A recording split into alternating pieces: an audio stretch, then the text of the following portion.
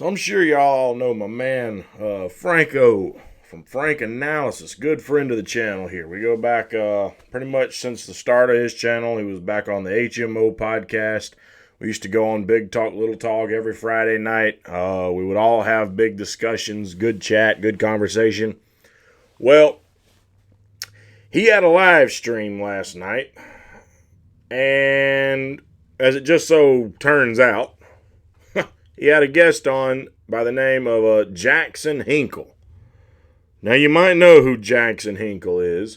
He was a kind of an organizer for the Force the Vote protest up in Washington, D.C., I believe. He's also got some pretty good ties with the MPP. Okay, Movement for a People's Party is what their official name is. We're going to get back to that in a little bit. Okay. So he goes on, and the topic of the video was electoral politics versus activism, basically, right? So they have a 2-hour plus discussion, but about the time I think they got around past the first hour, getting into, from an hour to an hour and a half, the topic of the MPP starts to come up. Now, for those of you who don't know, this is a party, again in the name, a people's party, trying to build a people's party, okay? And everything I have seen out of this party seems to only be going after people who are leftists or consider themselves leftists. They want a Green New Deal. They want drastic change to the climate. They favor the $15 an hour minimum wage. Okay. This is something I've been talking about a lot on the channel here. First of all, I can go ahead and tell you right now, if you just build a left party, you are going to only basically help Republicans win. I don't know how you feel about Republicans, but I'm sure they'll be more than happy to know that, because the only competition they really have for their vote on the right is the Libertarian Party as it stands right now. I have certain hope for the Libertarian Party, and that's what I've been advocating for, but the left is stuck between the Democrat Party to the Green Party, okay? A lot of them are getting sheep herded to the Democrat Party. Some are voting Green Party, and if your movement for a quote-unquote People's Party is only left, then guess what's going to happen? You've got the quote-unquote now left, the liberals, the progressives, split in 3 ways. So congratulations. What you need is a coalition. I know you've heard that before if you follow politics, right? Nick Brana. Okay? You need a coalition. Let me tell you what doesn't catch the ear necessarily with certain people in my neck of the woods. Some of those progressive policies just don't catch on quite the same. You're going to have some people who are more right-leaning, independents, libertarians. See, you gotta win us too. And if you're not willing to do that, you're hanging yourself out to dry. Now, also, it was debated about the problems with the MPP. Problems that I know about, if you know DJL7, Ed, okay, he tried to get in with the MPP. They wound up kicking Ed out. He was asking questions. He was posing some disagreements, and they kicked him out. Movement for a People's Party, and the first time you're presented with some pushback over something and someone asks you some questions, you push them out? That's a People's Party. That's representative of the people, is it? That when one person don't agree with you, you're out. Well, guess what? That number started growing. There's been more and more people coming out about the movement for a phony party and making accusations against them. So the topic of the video that they're discussing was activism or electoral politics. So the topic of MPP came up, mentioning some of these problems with the MPP. Okay? Jackson Hinkle apparently was not aware that this topic would be coming up in the video. Now, before they got heavily involved into the topic, if you want to go watch a video, I recommend checking it out. I don't remember the exact time he said this, but I think it was just after they were talking about his involvement or former involvement with the Sunrise Movement that he said he was opening himself up to answer questions. I think Ali Alexandria was basically saying something to him along the lines of, I feel like you've been stuck having to kind of answer a lot of questions for the MPP and you're not like a spokesperson for them and somehow you're just stuck in the middle. And he responded to that. This is before they got heavy into the subject. Now, he responded to that by saying that I put myself out there to be the one to answer these questions. So I really can't complain about having to answer them. Okay, so I'm glad you got that mentality, Jackson Hinkle. I'm glad that you have the mentality that when someone disagrees with you or brings up the subject of MPP or has some concerns, that you feel you put yourself out there to answer these questions. Damn! If only that were the case. Because less than 30 minutes later in that very video, this guy starts going off like a little baby. He doesn't really go on a tangent, but he starts along the lines of, well, I don't really know what this subject has to do with electoral politics. I thought this video was about electoral politics, and I don't know what this has to do with it.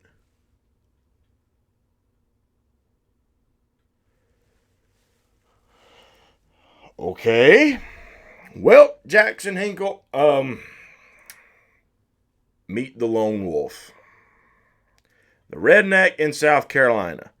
And once again, I'm faced with the issue of trying to understand how someone who I'm going to go out on a limb and assume was sober can't make common sense out of that, yet I guarantee you I could finish off the old bottle of Jim Beam over here and I still could. Let me explain to you how that pertains to electoral politics. Do you know what the MPP wants to become? Do you know what they want to do? Do you know what their goal is? Do you know what their end game is? If you don't, and I'd hope you do, considering by your own admission you just came out of a video call with Nick Brana, they're trying to build a third party. So what is electoral politics? Elections, politics. Elections have political parties. Political parties are what people run on. So if they're trying to build a party and they're full of shit half the time, then of course it pertains to electoral politics. Because a lot of us think there should be a third party in this country. A lot of us believe we need another option besides Democrats and Republicans. And yet someone comes along who says we're a movement for the People's Party, yet they don't want to include anyone really from the libertarian side of the aisle. They don't want to include Republicans. They don't want to include right-wing folks at all. It's all just lefties, lefties, lefties, lefties, lefties. Okay, I got news for you. Left does not cover the entire blue-collar America. There are minorities who are right-leaning. There are white people who are right-leaning. There are working-class people all across this country who lean more to the right. You know, y'all had to, or the MPP had to get their arm twisted just to have Jesse Ventura speak. Ooh, what does that tell you? I'm an independent, and I like Jesse Ventura. Do I agree with him on everything? No, but they didn't even want him on. They had to get their arm twisted just to get him on to speak. They had people like Nico, they had Jimmy Dore, they had a lot of other people, and Jimmy Dore is another thing that came up here. We'll get to in a second. But the point is, this party is off to, or whatever is, if it's a party at all, I'm not even sure if it's really become a party yet, but it's off to a lousy start, which first of all, people like me said why don't you try to hijack one of the parties that already exist? It's not like they have the strength of the Democrat or the Republican Party. Take the Libertarian Party. Ballot access in 50 states. They got a progressive wing. There's already certain core issues of the Libertarian Party you're going to get right and left to agree on anyway. Ending the war on drugs, ending the foreign policy wars, all the fucking imperialism. If we really dug into some education reform, I guarantee you we could make some common ground on that too. You know why? Because I've talked about it with lefties and we've agreed upon it. We've agreed that the current education system is fucking us up. So you can find common ground there. And what we need to do is find the areas where we can agree, capitalize on the areas where we agree, focus on that, make that the priority, make that the objective, take the power back, give it back to the people, make the country, make the government work for the people again. And then when we start disagreeing on capitalism or socialism or communism or what the fuck ever, guess what? We start debating those differences once we got the corrupt assholes out of the way. This is a chess game, and you some bitches are jumping like you're playing checkers. You're behind. You're behind. Period. So if you were put out there to be able to answer these questions, and this is supposed to be building a third party, and its end game is to be a third party, then it has everything to do with electoral politics. So you're trying to say, I don't know what this has to do with the initial topic.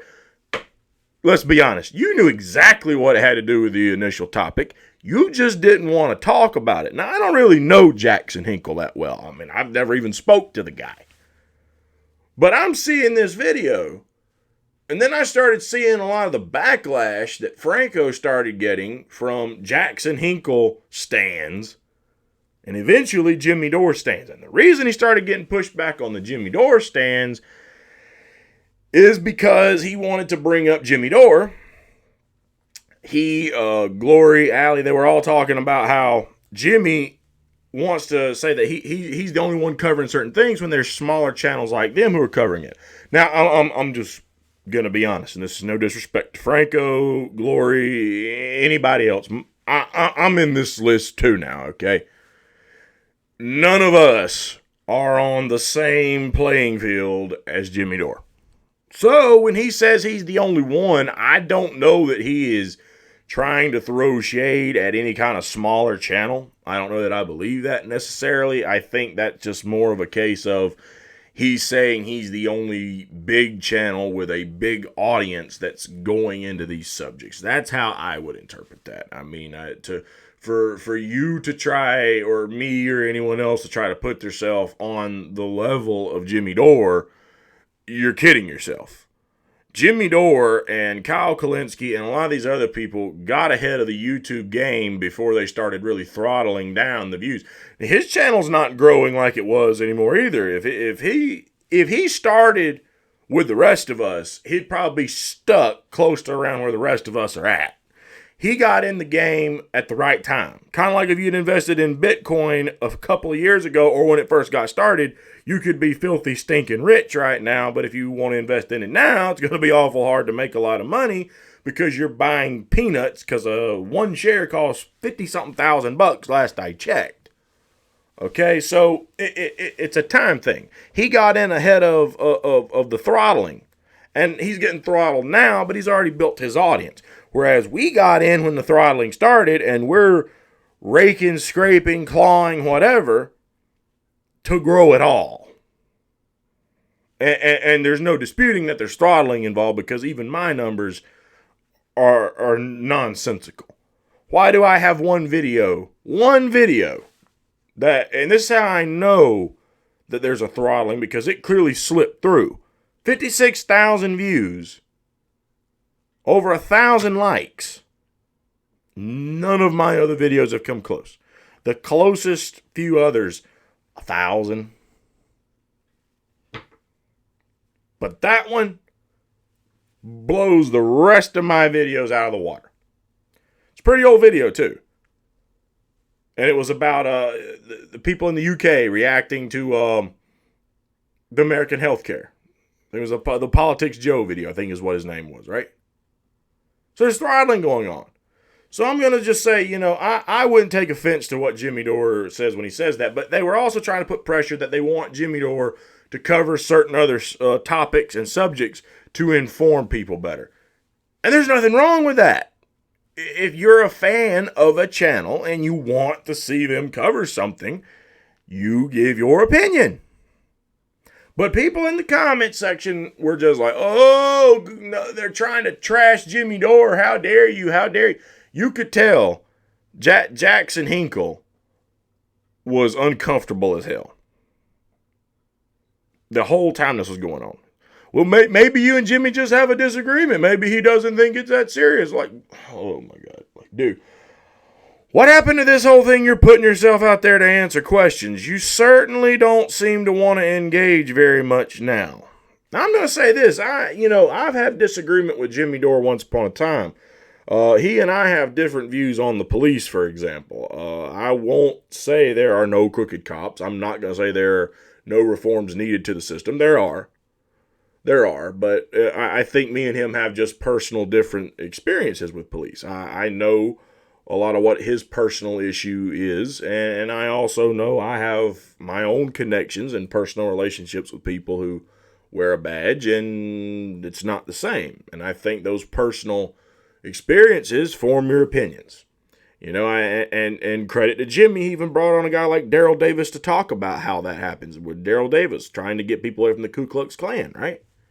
And he talked about how your personal experiences and the things you hear and what you're exposed to tends to shape your opinions. It tends to shape your fears and things like that, right? So same thing. Okay? But that being said, I have no issue with Jimmy Dore. I think he's one of the more honest, big channels that's out there. And I know Jimmy Dore's even dropped in on Franc Analysis' live streams before and dropped a few super chats. I was on the one when he did it. Okay? So I have, nothing but respect for Jimmy Dore. At the same time, that there were some things being brought up in the video about how Jimmy knew about Jenks, corruption, never said anything about it beforehand. Well, let's be fair to Jimmy Dore here, okay? Jimmy Dore, if you follow what took place with him, he kind of more or less went to work for TYT to get access to some health care. And that's a big reason why health care is so important to him. If you've heard his personal story. He went to work for TYT, and I remember him talking about that Jank was going to give him a job and he could get health care. And he needed that. So he went to work for TYT. Now, let's be honest. If a guy helped you save your life, and he was just cheering for a corrupt politician, or what are you going to do?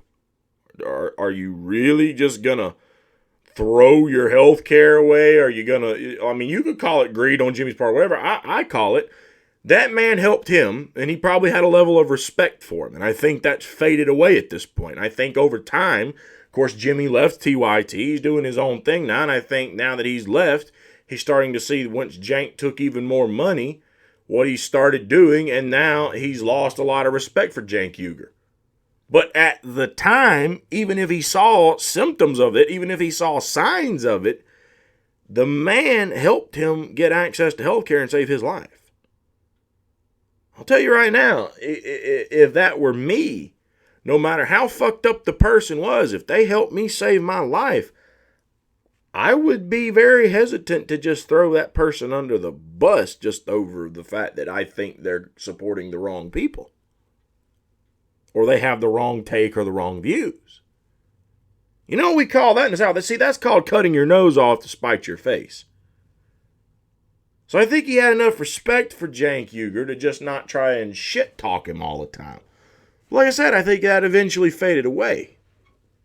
And I think at the end of the day, they probably were friends to an extent. When the whole force the vote thing first happened, I remember Steph Zamorano saying in a live stream that it felt like having a bad fight and a breakup with your family.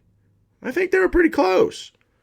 So, no disrespect to anyone on Franco's show, but I think we need to cut Jimmy just a little bit of slack on that. Okay? But at the same time, Jimmy, I think, is being optimistic about MPP, but he and everybody else are going to have to come to terms with the fact, if they're not willing to incorporate the people as a whole and try to find that common ground between the right and the left, which, credit to Jimmy, he's done. He brought Magnus Panvidya on his show before anybody else was really bringing him on his show. When that clip went viral, Magnus definitely, from my interactions, has a lot of libertarian views. So Jimmy's trying to find that common ground. He brings on Magnus. He brings on Daryl Davis to talk about trying to find that common ground. So I'm giving Jimmy credit, and I'm not going to fault him for not just coming out and trying to bury the MPP, because he probably does want to find another option. I just have a disagreement with Jimmy on the fact that they're going to do anything any good. I think Nick Brana is a phony. I think the fact they're kicking out people who have simple disagreement with the party is bullshit. But as far as Jackson Hinkle goes, that's another story. Jackson, if you see this, if you get wind of this, I don't know you, but I know what I saw. And for someone to go out of their way to say that they put themselves out there to answer these questions, but the minute questions start coming up, they get all quiet, seem to be upset, and then afterwards go on Twitter and say they were ambushed. My man, you were ambushed? If you think that is ambushing, you ain't seen shit. Oh, Lord. Like, point blank, if that was an ambushing, 4 people talking about a subject that one person wasn't aware was going to come up and just didn't like, first of all, you got to have approved subjects. Like, it's not like we're talking about how bad is incest. It's not like we're talking about who's the real victim of rape crime. Like, we're not even getting into some out of this world controversial subject. We're not talking about, what's right with transgender people. We're not talking about should transgender men that transgender to women be allowed to play in the women's league in sports. We're not even getting into subjects like that, man. Like, you weren't even involved in something that controversial. What you were talking about was a startup party who's showing some red flags very early on in a video about electoral politics. But I guess you just thought it was going to focus on Democrats and Republicans, right? That low-hanging fruit. You weren't expecting it to take that quick turn toward the party that you're clearly trying to get more and more and more involved with. You just came off a call with Nick Brana, as you said before it got started. See, so what that tells me about you, and if you want to have a conversation with me, I'll be glad to do it. But what that tells me is you are an undercover part of the bigger problem here. And a lot of those stands who are going after Franco, I got a video I just made over a week ago for every one of you about why we can't get along. No matter what you agree on, the minute someone says something that you don't agree with, you cancel them, you throw them under the bus, you call them all these different names, blah, blah, blah, blah, blah, blah, blah, blah, blah. Like, y'all been watching Franco's stuff up to this point, and you weren't pissed at nothing you heard him say. But the minute he tells or virtually makes a call out to Jimmy Dore to say, hey, please cover some more of this stuff, and, we're here to help you too, give us a shout out or something, or cover these topics, inform more people. And then you're like, would you please quit shitting on Jimmy Dore? Like, okay, he's not shitting on Jimmy Dore. And I went through something similar. When Tulsi Gabbard dropped out and endorsed Joe Biden, And then didn't just endorse Joe Biden, but was talking about how he was going to lead the country with the spirit of aloha. See, I did what Franco just basically did with Jimmy Dore. I took mine probably a little further than he did, because I call bullshit out for being bullshit. Now, I love Tulsi, and I'm honored that when she was on her way out of Congress back in December, I get on my phone around lunchtime one day, and all of a sudden, Tulsi Gabbard is following me. And I didn't know how in the hell to feel. Like, and one moment I was like, whoa, are you serious? But the next moment I'm like, how'd she even find me? Like in a way, I felt honored by it. I still like Tulsi Gabbard. I've been vocal. I like Tulsi Gabbard. I had a disagreement with her, and for a little while, it made me question her intentions that she would say something about Joe Biden. Like, you could have endorsed the man without telling us you think he's going to do X, Y, and Z when all the evidence shows he's not. So that was my criticism. How many people came after my head? I lost subscribers. And at first, people were like, she never endorsed. She never endorsed. She never endorsed. She never endorsed. She never endorsed. She never endorsed. They kept harping away on that shit.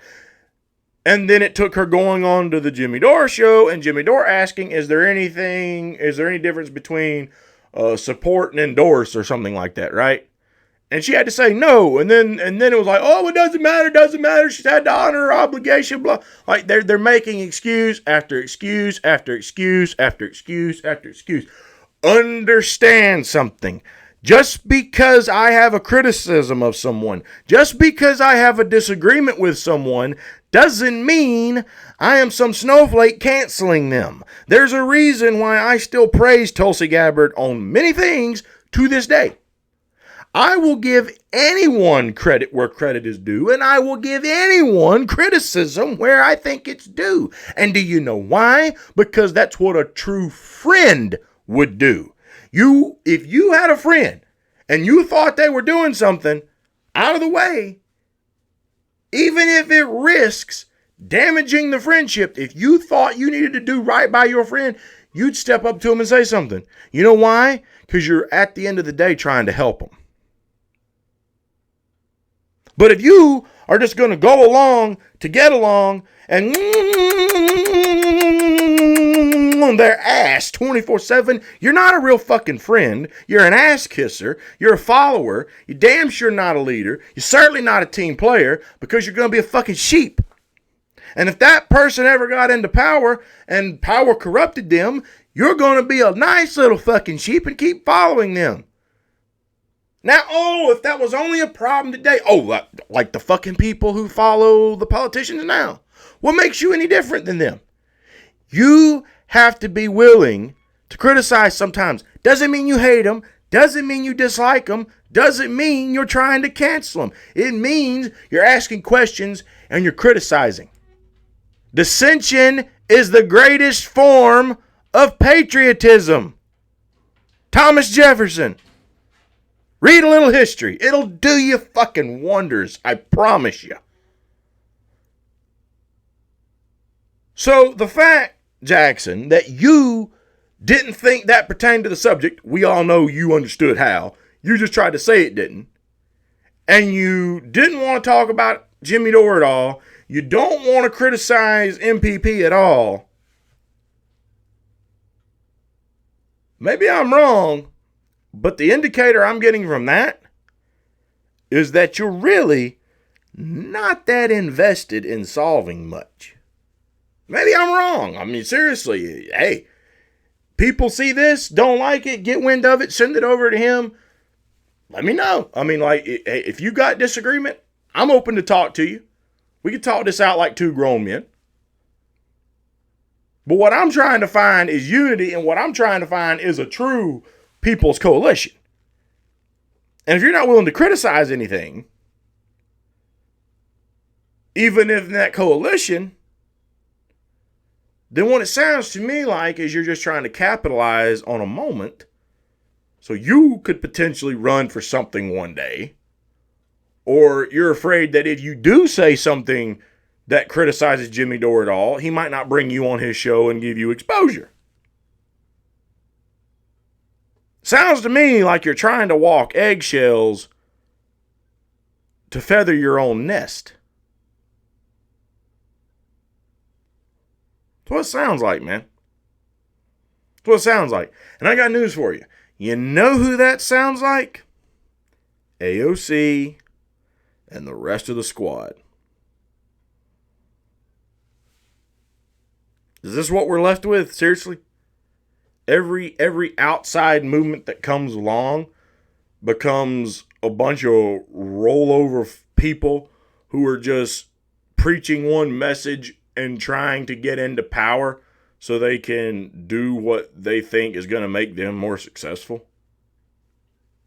Is that seriously all we can fucking find to be outsiders?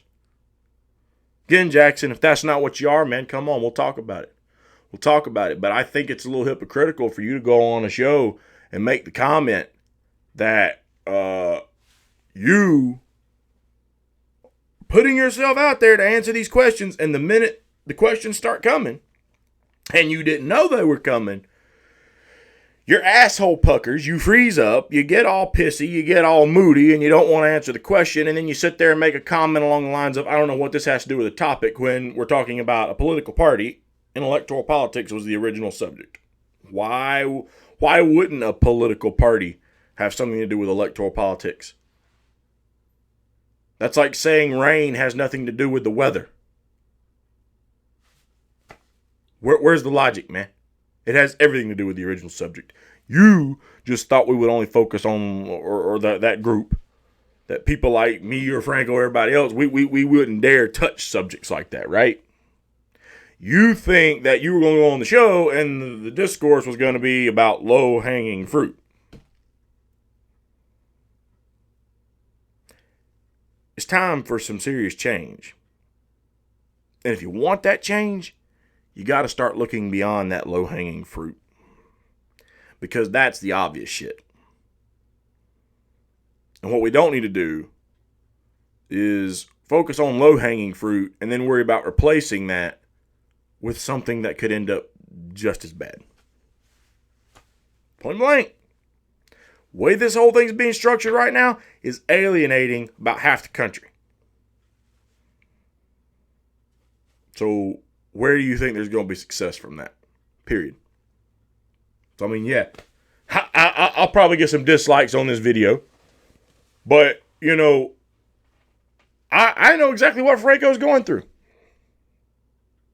This is part of what I said in my video about why don't we unite? Like, just get along already. People are using the sense of piss ants. We could go down a list, agree on 10 to 20 subjects in a big group. And then when we start having real conversation, the minute we come across the subject that we disagree on, instead of the voice of reason coming to someone there and saying, okay, we disagree on that, maybe we need to set that aside, we just need to keep focusing on building something better.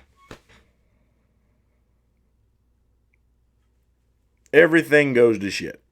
Everything. That's how I was called a bigot. One of the last times I went on a Franco show. There are people who don't want to hear anything other than what they believe.